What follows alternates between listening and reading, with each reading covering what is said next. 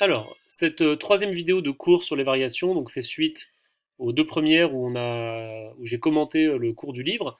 Et là, on va continuer à faire avec une ou deux vidéos pour faire des commentaires sur les fiches de capacité.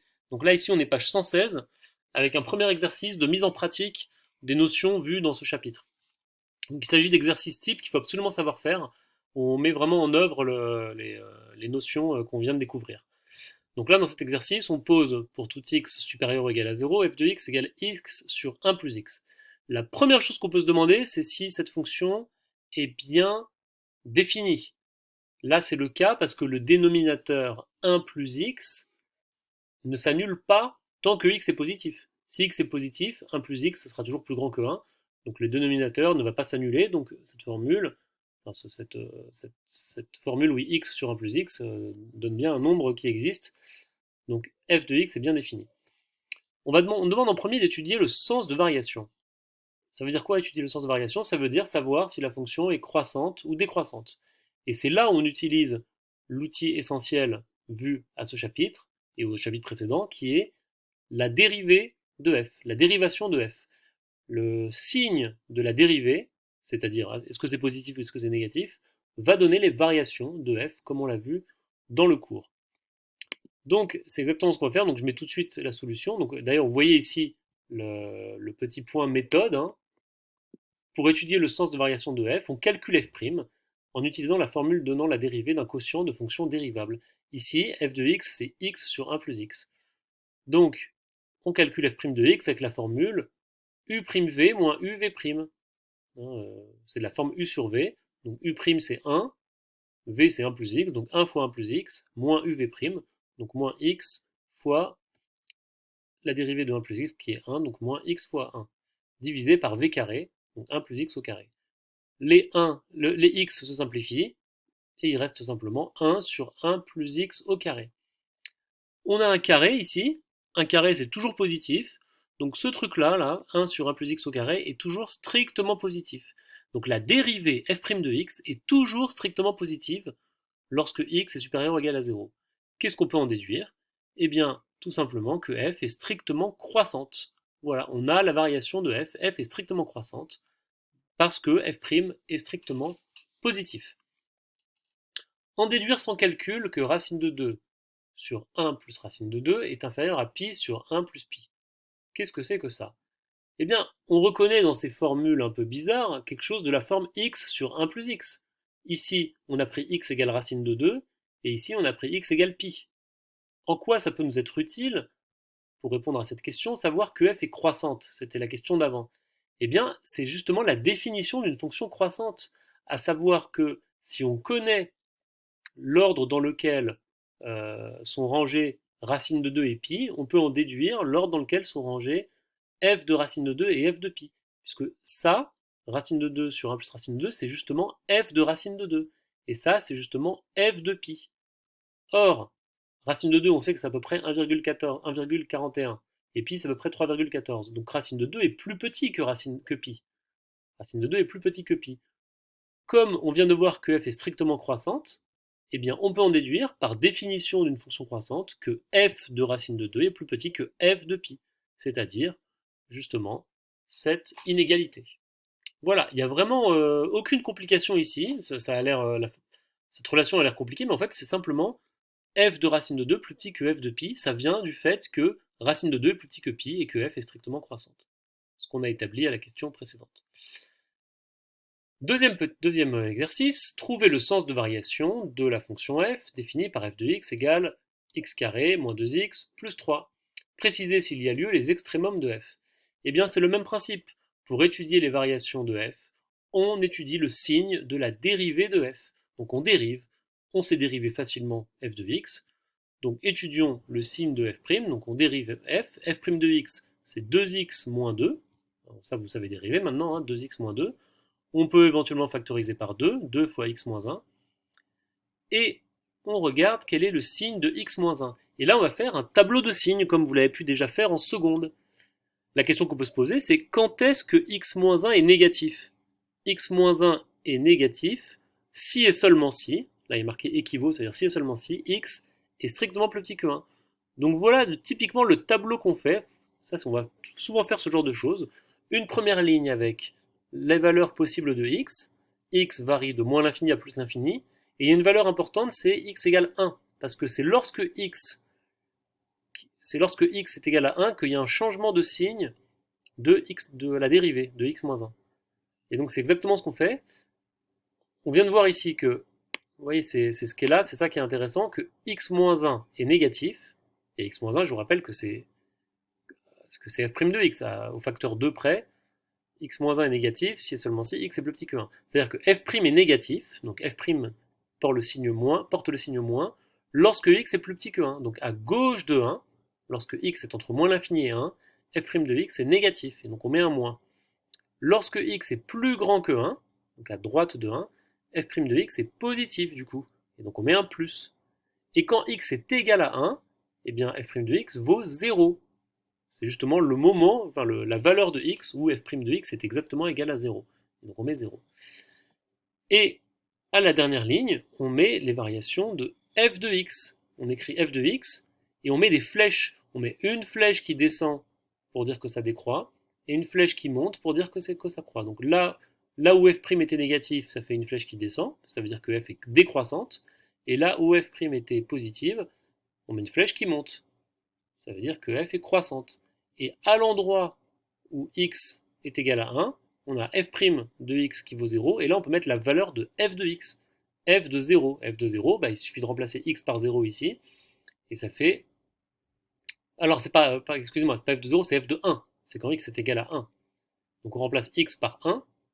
1 moins 2 plus 3, ça fait 2. Et donc ici on met la valeur de 2. F de 1 égale 2. Voilà, l'usage est d'inscrire 2 dans le tableau comme indiqué. Voilà ce qu'on appelle un tableau de variation. Ce tableau de variation nous donne les variations de la fonction f. Et pour répondre à la question B, préciser ce qu'il y a eu les extrémums, bah justement ici on voit qu'il y a un minimum qui est atteint lorsque x est égal à 1. Et ce minimum c'est f de 1, c'est-à-dire 2. Voilà. Voilà pour cette première capacité. Donc regardez bien ça attentivement. On pourra en discuter lundi. Alors maintenant, on a le temps encore sur cette vidéo de voir la deuxième fiche de capacité, page 117. Donc là, c'est un petit problème d'optimisation. Comment on va utiliser les résultats de ce chapitre pour résoudre un problème d'optimisation, trouver une valeur optimale dans un certain problème. Donc là, il s'agit, je lis l'énoncé, parmi tous les rectangles de périmètre égal à 40, trouver ceux dont l'aire est la plus grande possible. Donc la plus grande, on recherche un maximum. Donc il y a un rapport avec le cours, on recherche le maximum de quelque chose. Parmi tous les rectangles dont le périmètre est égal à 40, trouvez celui ou ceux dont l'aire est la plus grande possible. Et d'abord, on va utiliser GeoGebra pour conjecturer les valeurs des côtés d'un tel rectangle. Alors comment on va faire ça? Eh bien, on va prendre GeoGebra. Et l'idée, c'est de créer un petit curseur.